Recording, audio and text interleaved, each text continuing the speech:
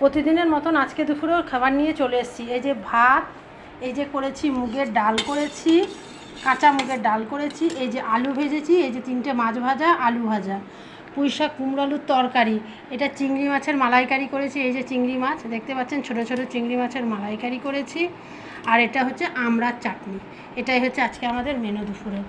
ওই যে 3টে থালা নিয়েছি, এই যে এটা আমার মাসিমণি এসছে, এটা আমার মাসিমণি। এবার চলো ভাত বাড়বো, চলো ভাত বাড়ছি। এই যে এটা আমার ছেলের ভাত দিয়ে দিলাম, ঠিক আছে। এই যে এটা আমার মাসিমণির ভাত দিলাম। তোমাকে ঘি দেবো? ঘি দিয়ে খাও। একটু না না, খেতে পারো, খেতে পারো, খেতে পারো। ভাত দিয়ে দিলাম, পারলে আমি নেবো, ডাল নেবো না।